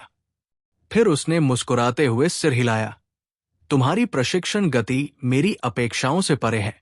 मूल रूप से मेरा मानना था कि अमृत की मदद से भी तुम्हें 7 डुआन क्यू में प्रवेश करने से पहले 1 साल की आवश्यकता होगी। या ऐसा इसलिए है क्योंकि अब वापस उछलने से पहले तुम बहुत अधिक दबा दिए गए थे। इस प्रगति को देखते हुए 2 महीने के भीतर तुम निश्चित रूप से 7वें डू क्यू रैंक में प्रवेश कर सकते हो। यह सुनकर जियो यान के होंठ ऊपर उठे एक फीकी मुस्कान के साथ। वो वास्तव में जानना चाहता था कि इन 3 वर्षों के बाद, जिसके दौरान उसे उसके कबीले के सदस्यों द्वारा लगातार ताना मारा गया है, जब वे उसकी ताकत देखेंगे तो वे किस तरह की अभिव्यक्ति दिखाएंगे। उस दिन जब वो मुख्य हॉल में नालन यानरान से बात कर रहा था, तो क्या वे शब्द उन पर भी लागू नहीं हुए थे? मैं जियाओ यान 3 साल पहले एक चमत्कार कर सकता था, और 3 साल बाद मैं अभी भी ऐसा कर सकता हूं। उसकी दृष्टि थोड़ी चमक उठी जब जियाओ यान ने आधे साल पहले के बारे में सोचा कि कैसे उसे मुख्य हॉल में ताना मारा गया था। लेकिन भले ही उसका सिलहुट अकेला था, लेकिन वो अडिग और दृढ़ था। नालन यानरान, मैं तुम्हें कदम दर कदम पकड़ रहा हूं। मेरा इंतजार करो। हम 3 साल में मिस्टी क्लाउड्स के गुट में मिलेंगे। उसके मुंह का कोना अचानक थोड़ा सा सिकुड़ गया। युवक उछल पड़ा और उसने दूर आसमान की ओर दहाड़ने के लिए अपना सिर उठाया। अपने जूनियर को दहाड़ते हुए देखकर याओ लाओ ने मुस्कुराहट दिखाई और उसे रोका नहीं। लोगों को परिपक्व होने के लिए दबाव की आवश्यकता होती है। वर्तमान जियाओ यान में पर्याप्त प्रतिभा है, लेकिन उसे खुद को आगे बढ़ाने के लिए दबाव की आवश्यकता है। नालन यानरान का निर्णय सबसे अच्छा संभव दबाव था। उसे अपना कदम रखने दो। सम्मान पाने की राह में तुम्हें अभी भी एक बड़ी दूरी तय करनी है। जाओ, अभ्यास के लिए वापस चलते हैं। कई बार दहाड़ते हुए जियान याओ के चेहरे पर मुस्कान और भी बढ़ गई। जल्द ही वो चट्टान से कूद गया और पहाड़ से उतरने से पहले याओ लाओ को हाथ हिलाया। अभी भी मुस्कुरा रहा था। समय पानी की तरह था, जो तेजी से और रहस्यमयी तरीके से उंगली से फिसल रहा था। चिलचिलाती गर्मी की जगह ठंडी पतझड़ ने ले ली थी, और हल्के हरे रंग की शाखाओं पर पहले से ही पीलेपन के निशान दिखाई दे रहे थे। कमरा अभी भी साफ सुथरा था, और खिड़कियों से सूरज की रोशनी अभी भी बिखर रही थी। कमरे में एक लकड़ी का बेसिन था, जहां एक युवक प्रशिक्षण ले रहा था। उसने अपनी दोनों आंखें बंद कर रखी थी और दोनों हाथ जोड़े हुए थे। साल के ज्यादातर समय की ट्रेनिंग ने युवक के नाजुक और चिकने चेहरे पर जिद की झलक दिखाई थी। उसके कसे हुए होंठ दिखा रहे थे कि वो कितना दृढ़ निश्चयी था, और उसकी मूल सफेद त्वचा जो एक महिला की तरह सफेद थी, पिछले महीनों की पिटाई से थोड़ी पीली हो गई थी। उसका छोटा शरीर बहुत मांसल नहीं लग रहा था, लेकिन उसमें जगुआर की तरह फटने की क्षमता थी। हर तरफ से देखने पर युवक भयानक गति से बदल रहा था, और जब यह परिवर्तन हो जाता तो वो सभी को चौंका देता। युवक की सहज सांसों के नीचे लकड़ी के बेसिन से धीरे धीरे हरी हवा की धारें उठीं और युवक की सांसों के साथ उसके शरीर में चली गई। मैं आज 7 डुआन क्यू तक पहुंचूंगा। जब वो प्रशिक्षण ले रहा था तो अचानक जियाओ यान के दिमाग में ये विचार आया। हालांकि इस विचार का समर्थन करने के लिए कोई सबूत नहीं था, लेकिन ऐसा लगा जैसे ये ईश्वर का वचन था, सत्य था। पिछले महीने जियाओ यान ने कई बार 7 डुआन क्यू तक पहुंचने का प्रयास किया था, लेकिन हर बार उसे असफलता ही हाथ लगी। शायद ऐसा इसलिए था क्योंकि आज का प्रशिक्षण मूल रूप से एक पूर्ण कप तक पहुंचने का आखिरी प्रयास था। लेकिन आखिरकार जियाओ यान को पता था कि वो 7 डुआन क्यू तक पहुंच जाएगा। अचानक आए इस विचार ने जियाओ यान को अपने मुड़े हुए हाथों को लगभग तोड़कर प्रशिक्षण से बाहर निकलने पर मजबूर कर दिया। शुक्र है कि जियाओ यान इस विचार को दबाने और शांत होने का प्रयास करने में सक्षम था। जैसे ही उसकी सांसें शांत हुई, जियाओ यान ने लालच से 7 डुआन क्यू तक पहुंचने के लिए ऊर्जा को अवशोषित करना शुरू कर दिया। लकड़ी के बेसिन में हरे रंग का अमृत 7 रंग की चमक बिखेरने लगा, क्योंकि अनगिनत किस्में वाष्पित होकर जियाओ यान के शरीर में चली गई। जैसे जैसे हरे रंग की हवा की मात्रा बढ़ती गई, उन्होंने न केवल जियाओ यान के शरीर को ढक दिया, बल्कि लकड़ी के बेसिन को भी हरे रंग की धुंध की परत में छिपा दिया। जियाओ यान द्वारा ऊर्जा के अवशोषण के कारण बेसिन के भीतर का हरा तरल काफी फीका पड़ गया था। उसने जो ऊर्जा अवशोषित की, उसकी वजह से जियाओ यान का छोटा चेहरा लाल होने लगा, लेकिन साथ ही हरे रंग की चमक भी दिखाई देने लगी। जियाओ यान जो 7 डुआन क्यूई की ओर भाग रहा था, निस्संदेह एक बहुत बड़ा चुंबक बन गया था, जो न केवल आसपास की हवा से ऊर्जा चूस रहा था, बल्कि लकड़ी के बेसिन के भीतर छोटे छोटे भंवर भी बना रहा था। पहले 9 डुआन क्यूई में 1 से 3 डुआन क्यूई को निम्न स्तर माना जाता था, 4 से 6 डुआन क्यूई को मध्यम स्तर और 7 से 9 डुआन क्यूई को उच्च स्तर माना जाता था। 7वीं डुआन क्यूई मूल रूप से डुआन क्यूई के बीच का अंतर था। एक बार जब कोई 7 डुआन क्यूई तक पहुंच जाता है तो वो उच्च स्तरीय डुआन क्यूई तक पहुंच जाता है और उसके पास 6 डुआन क्यूई की तुलना में 2 गुना अधिक डू क्यूई होता है। इसलिए 7 डुआन क्यूई को डूजे बनने का पहला लॉक माना जाता था। हरे भंवरों के साथ बेसिन के भीतर का हरा तरल रंग में हल्का और हल्का होता गया और फिर साफ पानी के कटोरे में बदल गया। फाउंडेशन अमृत से ऊर्जा के बिना जियाओ यान के चेहरे के चारों ओर की हरी आभा फीकी पड़ गई और वो केवल 7 डुआन क्यूई को पूरा करने के लिए हवा में ऊर्जा को अवशोषित कर सकता था। हालांकि 7 डुआन क्यूई को तोड़ने के लिए हवा में ऊर्जा का उपयोग करना संभव था, लेकिन इसमें बहुत अधिक समय लगेगा और भले ही वो 7 डुआन क्यूई तक पहुंच जाए, उसे खुद को वास्तव में 7 डुआन क्यूई के स्तर पर पाने से पहले एक पूरा महीना चाहिए होगा। लेकिन जियाओ यान को जिस चीज की सबसे ज्यादा कमी थी, वो था समय। जब फाउंडेशन एलिक्सर ने आखिरकार दम तोड़ दिया, तो जियो यान की काली अंगूठी टिमटिमा उठी और जेड ग्रीन फाउंडेशन एलिक्सर की एक बूंद बेसिन में गिर गई। अचानक साफ पानी फिर से गहरे हरे रंग में बदल गया। ताजा फाउंडेशन एलिक्सर की ऊर्जा के साथ जियो यान ने चुपचाप याओ लाओ को धन्यवाद दिया और अपने हाथों को मोड़ते हुए नई ऊर्जा को पागलपन से अवशोषित करने के लिए अपनी सांसों को नियंत्रित किया।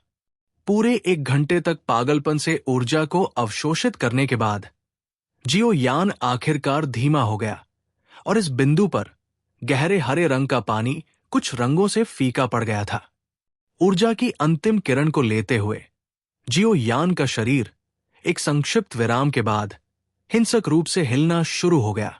उसका पेट अंदर की ओर धकेला गया, जबकि उसकी आंखें अचानक खुल गई। काली पुतलियों के भीतर सफेद और हरे रंग के निशान थे। अंत में अपना मुंह खोलते हुए जियो यान ने बासी हवा की एक सांस छोड़ी। बासी सांस छोड़ने के बाद जियो यान आखिरकार सीधा हो गया। अपनी आंखों को खाली करके आगे की ओर देखते हुए जियो यान ने अपनी गर्दन घुमाई और कर्कश हड्डी के टूटने की आवाज सुनी। फिर उसने अपने हाथ को मोड़कर एक ठोस ताकत महसूस की, जिससे जियाओ यान के होठों पर मुस्कान आ गई। आखिरकार सात डुआन क्यूई। अपनी आंखें बंद करके जियाओ यान ने अपने शरीर के भीतर प्रचुर मात्रा में मौजूद डू क्यूई का पता लगाना शुरू कर दिया। जियाओ यान लकड़ी के बेसिन में लेटा था। उसका शरीर ठंडे फाउंडेशन अमृत में डूबा हुआ था। वो दृढ़ शक्ति की भावना में लीन था, जिसे उसने अभी अभी हासिल किया था। 7 डुआन क्यू तक पहुंचने के सामान्य तरीकों में आराम और रिकवरी की अवधि की आवश्यकता होती है। हालांकि जियाओ यान को इसकी जरूरत नहीं थी, क्योंकि उसके पास फाउंडेशन अमृत था। वो पहले से ही चरम स्थिति में था। बेसिन में थोड़ी देर तक लेटे रहने के बाद, जब तक कि उसकी उत्तेजित भावनाएं शांत नहीं हो गईं, जियाओ यान आखिरकार आलस से उठ गया। जुड़ी हुई पानी की बूंदें तेज धूप में खुशी से चमक उठीं। एक आलसी खिंचाव लेते हुए जियाओ यान की हड्डियां ऐसी चटकने लगी मानो वे एकदम नई हों। लापरवाही से अपना सिर घुमाते हुए जियाओ यान का दाहिना हाथ उसके बिस्तर पर टिका और उसने अपने कपड़े अपने हाथ में खींच लिए। अच्छा, मेरी डू क्यू काफी बढ़ गई है। अब मैं किसी के कार्यों को प्रभावित करने में सक्षम हो जाऊंगा, है ना? जियाओ यान ने अपने कपड़े पहनते हुए कहा। दुर्भाग्य से इस वैक्यूम हैंड में हमला करते समय कोई शक्ति नहीं होती है। अपने दुश्मन का खून चूसना सिर्फ उन लोगों पर लागू होता है जिनकी डू क्यूई मुझसे कमजोर है। मुझसे ज्यादा डू क्यूई वाले किसी भी व्यक्ति के लिए इसका इस्तेमाल करना सबसे बुरा होगा। वैक्यूम हैंड के नकारात्मक प्रभावों पर विचार करते हुए जियाओ यान ने निराशा में आह भरी। हालांकि भले ही यह तकनीक भयानक थी, लेकिन यह पहली डू तकनीक थी जो उसने कभी सीखी थी। जैसे ही वो बेसिन से बाहर निकलने वाला था, उसके दिमाग में एक विचार आया। उसने अपने होंठ सिकोड़े। आंखों में चमक के साथ जियाओ यान ने धीरे से अपने दाहिने हाथ को मुट्ठी में बांधा और अपनी बाह को ऊपर उठाया ताकि उसका हाथ फूलदान से लगभग आधा फीट दूर हो। उसने अपने हाथ को ध्यान से देखा और जानबूझकर अपने लक्ष्य को देखने से परहेज किया। जियाओ यान की डू क्यूई क्यूई के मार्गदर्शन के बिना उसकी हथेली से फूट पड़ी। अपने होठों को चाटते हुए जियाओ यान की डू क्यूई बिना किसी योजनाबद्ध क्यूई पथ या दबाव बिंदुओं के उसकी हथेली से फूट पड़ी। क्यूई पथों के उपयोग के बिना डू क्यूई को बाह्य रूप देने में सक्षम होना कुछ ऐसा था जो दाडूशी मुश्किल से कर सकता था। जियाओ यान के प्रयास का परिणाम हवा के एक मध्यम झोंके से ज्यादा कुछ नहीं था। हवा उसकी हथेली से बहकर फूलदान से टकराई, जिससे वो लगभग टेबल से नीचे गिर गया। हालांकि वो डू क्यूई को बाह्य रूप देने में विफल रहा, लेकिन जियाओ यान के चेहरे पर खुशी के भाव थे। उसने उत्साह से अपने हाथों को आपस में रगड़ा और जल्दी से कुछ कदम पीछे हटकर फिर से फूलदान की ओर हाथ बढ़ाया। वैक्यूम हैंड, एक छोटी सी गर्जना और एक विशाल खींचने वाले बल ने फूलदान को जियाओ यान की ओर घुमा दिया। जब फूलदान जियाओ यान से लगभग 3 फीट दूर था, तो जियाओ यान के हाथ पर खींचने वाला बल गायब हो गया और उसकी जगह डू क्यूई ने तेजी से उसकी हथेली पर बाहरी रूप देने की कोशिश की। अचानक हवा का एक बड़ा झोंका आ रहे फूलदान के खिलाफ आया। पेंग! दोनों प्रतिकारक शक्तियां बीच हवा में टकराईं और टकराव के बीच में पड़ा फूलदान अचानक अनगिनत चीनी मिट्टी के टुकड़ों में टूट गया। टीएल, यार, जियाओ यान को फूलदानों से नफरत है। अपने प्रयोग के परिणामों को देखकर जियाओ यान का छोटा सा चेहरा खुशी से आश्चर्य से भर गया। खींचने और धकेलने वाले बल के संयोजन ने उससे कहीं ज्यादा विनाश किया, जिसकी उसने कल्पना भी नहीं की थी। भले ही जियाओ यान की भरपूर डू क्यूई उस प्रयोग से लगभग समाप्त हो गई थी, जियाओ यान अभी भी बेहद उत्साहित था। धकेलने वाला बल एक निम्न स्तर की विधि के माध्यम से उत्पन्न हुआ था, जिसमें डू क्यूई का बहुत ज्यादा उपभोग किया गया था, लेकिन परिणाम मुश्किल से औसत दर्जे के थे। अगर उसके पास वैक्यूम हैंड के विपरीत डू तकनीक होती तो उसे यकीन था कि दोनों का संयोजन बहुत अच्छा प्रभाव डालता। बेटा, बहुत बढ़िया। वैक्यूम हैंड को मजबूत करने के लिए इस विधि के बारे में सोचना। काली अंगूठी चमकती हुई याओ लाओ भूतिया ढंग से बाहर आया और चीनी मिट्टी के टुकड़ों का निरीक्षण करते हुए जियाओ यान की प्रशंसा की। जियाओ यान मुस्कुराया और उसकी आंखें जल्दी से याओ लाओ के चारों ओर घूम गई। जियाओ यान के चेहरे पर उदासी और चापलूसी के भाव थे। अगर कोई ऐसी डू तकनीक होती जो धक्का देने वाला प्रभाव पैदा करती, और अगर आप उस डू तकनीक को उच्च स्तर तक प्रशिक्षित कर सकते, तो ये निम्न जुआन स्तर का वैक्यूम हैंड मध्यम से उच्च जुआन तकनीक की शक्ति रख सकता था। जैसे कि उसने जियाओ यान का चापलूसी भरा चेहरा नहीं देखा, याओ लाओ ने खुद से कहा, शिक्षक, आप जानते हैं कि 11 क्रमण उन्मुख डू तकनीकें बहुत दुर्लभ है। वैक्यूम हैंड मिलना शुद्ध भाग्य था, और अब आप मुझे वैक्यूम हैंड की तारीफ करने वाली डू तकनीक कहां से लाएंगे? जियाओ यान ने अपना सिर झुकाया और उदास होकर कहा, वो मासूम चेहरा बनाना बंद करो। मुझे पता है कि तुम मुझसे इसे पाने की कोशिश कर रहे हो। जियाओ यान को बुरी नजर से देखते हुए याओ लाओ ने गुस्से से कहा, ऐसा नहीं है कि किसी और ने आपके दिमाग में जो सोचा है उसके बारे में नहीं सोचा है, लेकिन ये 2 गैरमला उन्मुख डू तकनीकें अत्यंत दुर्लभ हैं, और इसलिए कोई भी वास्तव में उनके प्रभावों को संयोजित करने में सक्षम नहीं है। यहां तक कि शिक्षक के पास भी कुछ नहीं है। यह सुनकर जियो यान का छोटा चेहरा काला पड़ गया।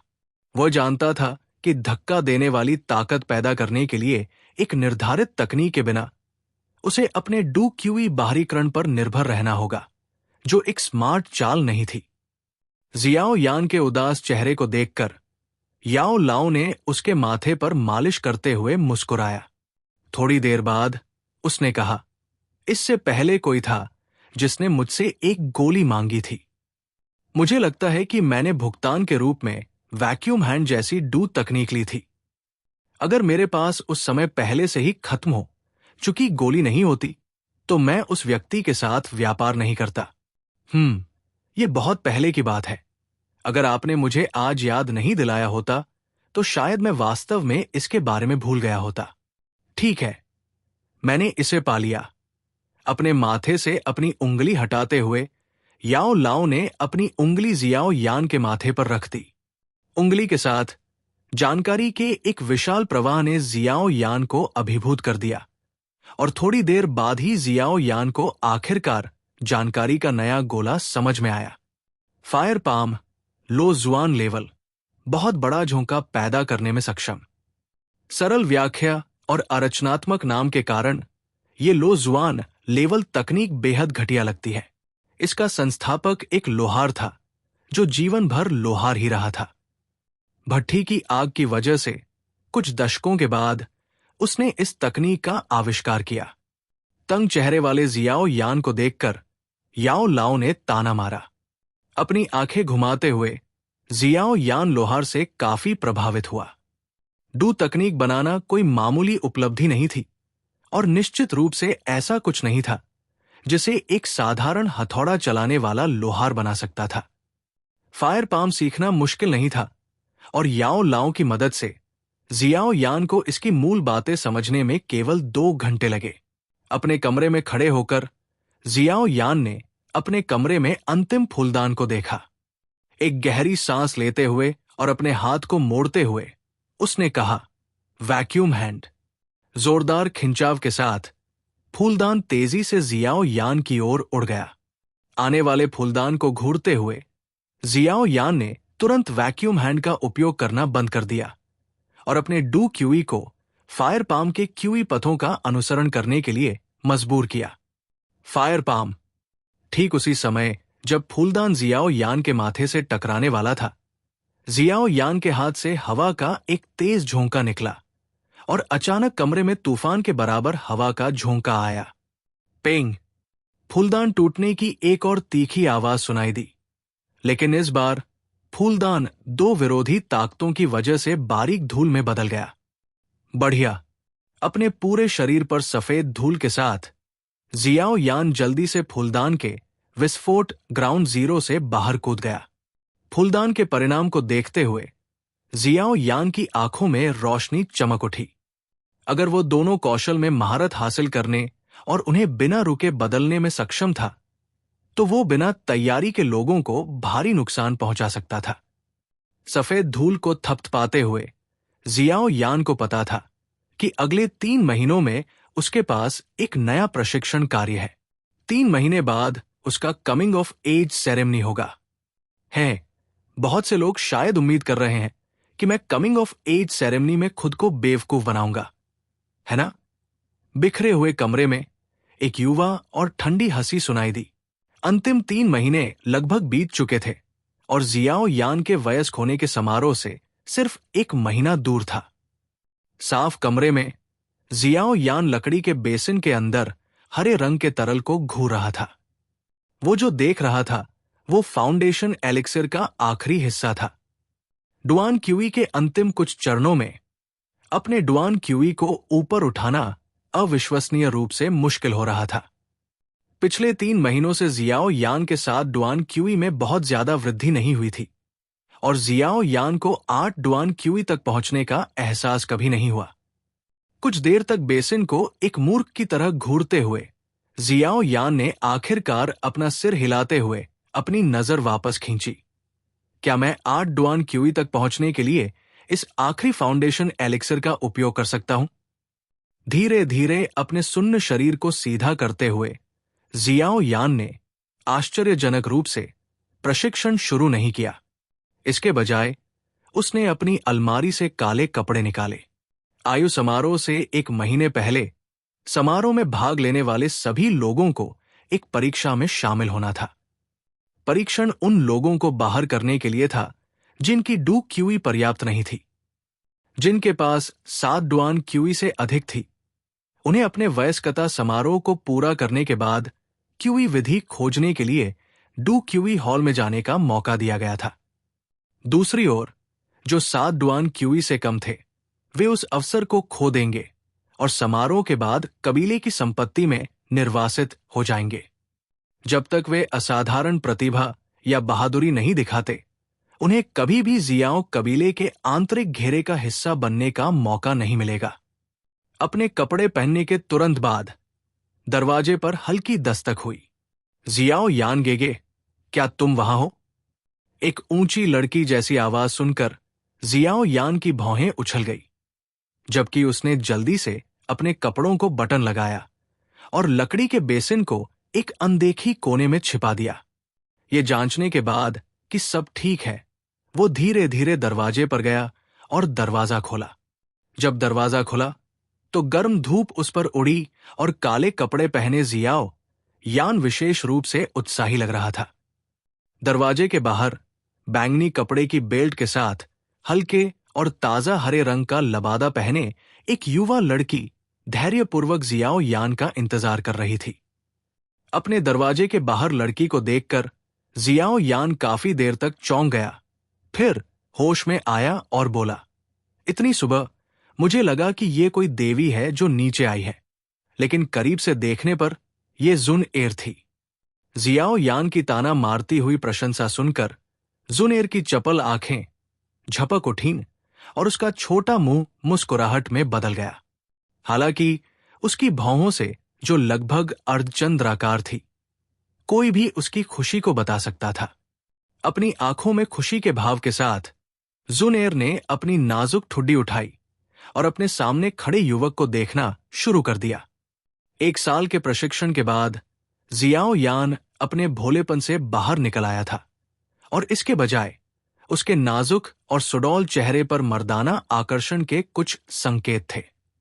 लंबे समय तक बीट रिसीविंग ट्रेनिंग के बाद उसका पूरा शरीर मांसपेशियों से भरा हुआ था और भले ही वो काली शर्ट से ढका हुआ था, लेकिन उसका फिगर ऊर्जा से लबालब लग रहा था। कमरे से बाहर निकलकर और दरवाजा बंद करके जियाओ यान ने आखिरकार हतप्रभ जुन एर को देखा, जो उसे घूरते हुए पलक भी नहीं झपका रही थी। उलझन में जियाओ यान ने खुद पर एक नजर डाली और पूछा, क्या मेरे साथ कुछ गड़बड़ है? उसका सुंदर चेहरा शर्मा गया। जुनेर ने जल्दी से अपनी नजर हटा ली और मुस्कुराई। चलो जियाओ यानगेगे, आज आने वाले वयस्क समारोह के लिए प्री टेस्ट है, क्या तुम तैयार हो? अपनी आंखें सिकोड़ते हुए जियाओ यान ने अपने कंधे उचका दिए, जबकि उसके होंठ जिद्दी गर्व से ऊपर उठ गए। उसके हाथ धीरे धीरे मुट्ठी में बंध गए और उसने कहा, अपंग की उपाधि मैं इसे उन लोगों को लौटा दूंगा जिन्होंने आज मुझे यह दिया। आत्मविश्वास से भरी जियाओ यान को देखकर जुनएर ने भी अपना सिर हिलाया। मुझे जियाओ यांगगेगे पर विश्वास है। बेशक तुम मुझ पर विश्वास करते हो। तुमने शायद पहले ही तय कर लिया है कि मैं डुआन क्यू में क्या हूं। जियाओ यान ने उसे एक सफेद आंख दी और असहाय होकर कहा। उदास जियाओ यान को देखकर जुनएर ने अपना सिर थोड़ा हिलाया, लेकिन जल्दी से जवाब दिया, 1 साल से भी कम समय में 3 डुआन क्यू से 7 डुआन क्यू तक पहुंचना। जियाओ यांगगेगे की प्रतिभा, यहां तक कि जुनएर की प्रतिभा भी तुम्हारी प्रतिभा से कहीं कम है। ठीक है, चलो। जियाओ यान ने अपनी नाक को छुआ और प्यार से जुनएर के सिर को थपथपाया। फिर वो तेजी से कबीले के प्रशिक्षण मैदान की ओर बड़े कदम बढ़ाने लगा। अतीत की उदासी और अकेलेपन के बिना जियाओ यान की पूरी तरह से अलग बैकलाइन को देखकर जुनएर मुस्कुराई और बुदबुदाया। जियाओ यानगेगे, जुनएर को पता था कि तुम अपना सम्मान और सम्मान वापस ले लोगी। हरे रंग के पत्थर वाले प्रशिक्षण मैदान पर कम से कम 100 लड़के और लड़कियां वहां इंतजार कर रहे थे। उनकी बकबक एक धीमी दहाड़ की तरह थी जो काफी दूर तक फैल गई।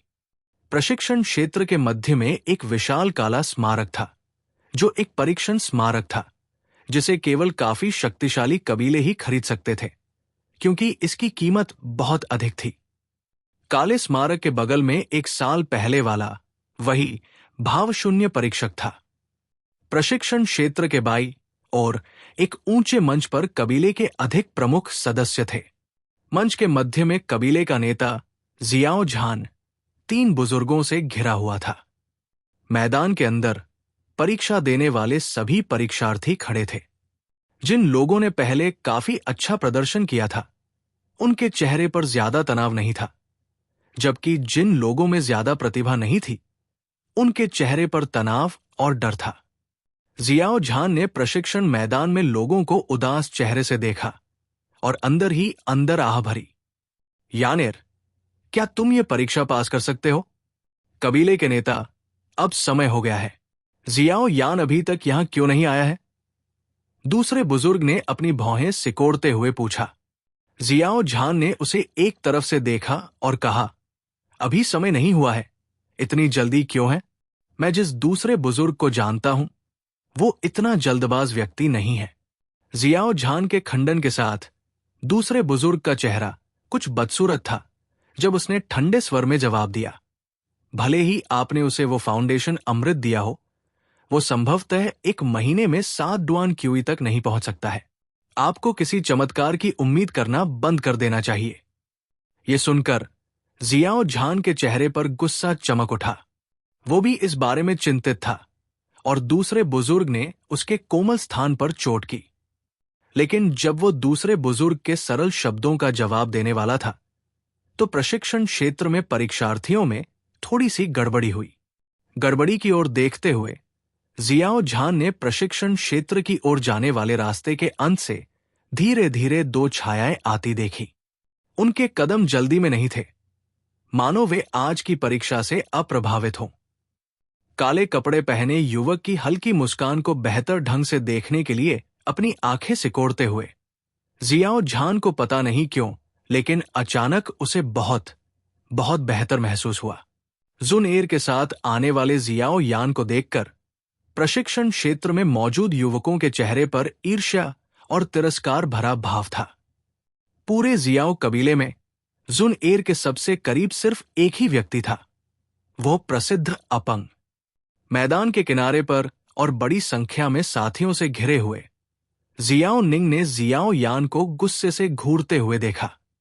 छोटे कमीने, आज के बाद देखते हैं कि जुनएर के साथ रहने के लिए तुम्हारे पास पर्याप्त चेहरा है या नहीं।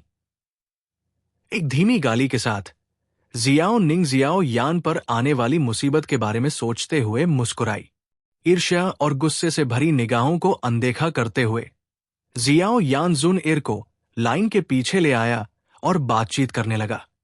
आराम से जियाओ यान को देखकर प्लेटफॉर्म पर मौजूद सभी लोग आश्चर्यचकित थे और सोच रहे थे कि शायद जियाओ यान को नहीं पता था कि ये परीक्षा उसके भविष्य को कैसे बदल देगी।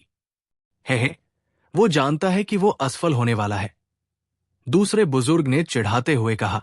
दूसरे बुजुर्ग को उम्मीद थी कि जियाओ झान उसके खिलाफ भड़केगा, लेकिन काफी देर तक इंतजार करने के बाद भी जियाओ झान ने कुछ नहीं कहा। चौंक कर दूसरे बुजुर्ग ने अपना सिर झुकाकर जियाओ झान की तरफ देखा। दूसरे बुजुर्ग, भविष्यवाणियों के बजाय आपको नतीजों पर ध्यान देना चाहिए, वरना जब समय आएगा तो आप अपना चेहरा खो देंगे।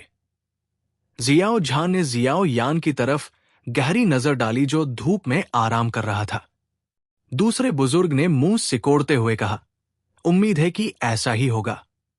मैं भी उम्मीद कर रहा हूं कि वो मेरे लिए कुछ सरप्राइज ला सके। ठीक है, अब समय आ गया है, चलो शुरू करते हैं। पहले बुजुर्ग ने उन दोनों की बात बीच में ही रोक दी और टेस्ट शुरू कर दिया। जियाओ झान ने खड़े होकर सिर हिलाया।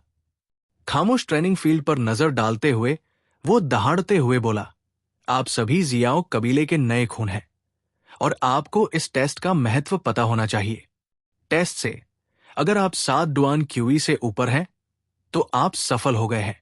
हालांकि अगर आप सफल नहीं हुए तो आप नियमों के अनुसार लगभग 7 डुआन क्यूई वाले किसी व्यक्ति को चुनौती दे सकते हैं।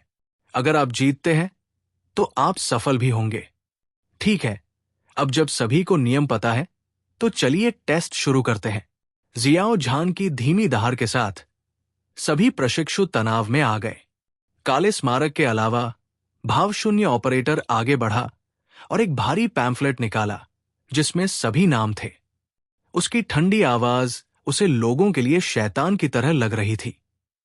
साफ और चिकनी जमीन पर क्रॉस लेग करके बैठे हुए जियाओ यान ने शांति से उन लोगों को देखा जिनके डू क्यूई ने आवश्यकता को पूरा नहीं किया और रो रहे थे। ठंडे होठों को दबाते हुए उसे उन पर कोई दया नहीं आई।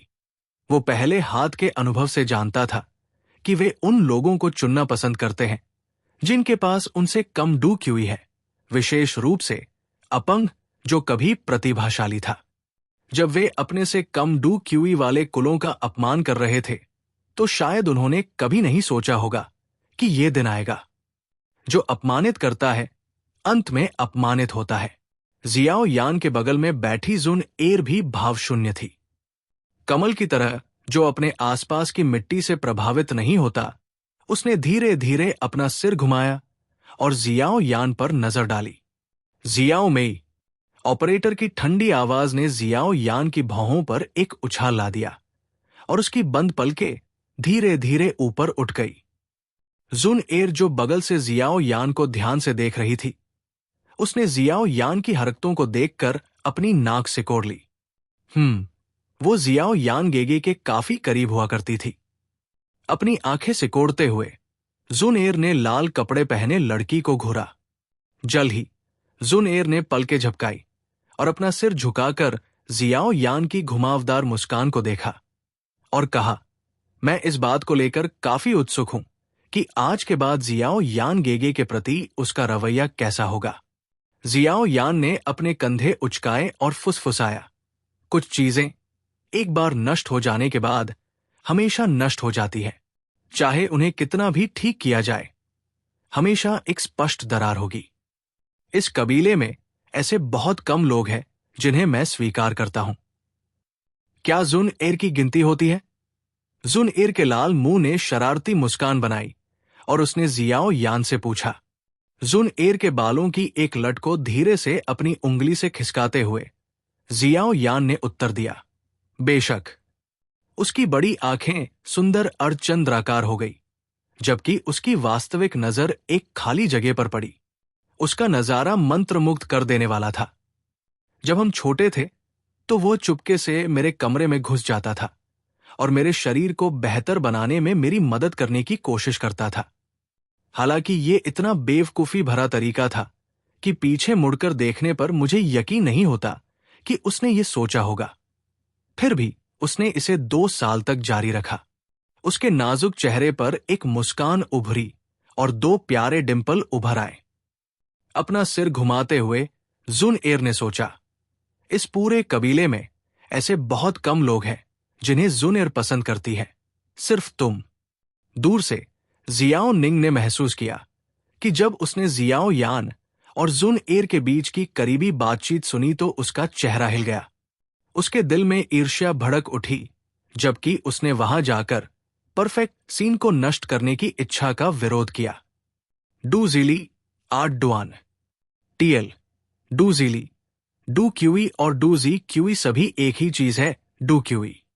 काले स्मारक पर उन शब्दों को प्रदर्शित करते ही एक चमकदार रोशनी उत्सर्जित हुई। Xiao May, do Jili, 8 Duan, उच्च स्तर। काले स्मारक पर एक नजर डालते हुए भावशून्य ऑपरेटर ने अपना स्कोर बताते हुए थोड़ा सिर हिलाया। ऑपरेटर की आवाज सुनकर जियाओ मेई ने एक सांस ली और उसका चेहरा गर्व से भर गया।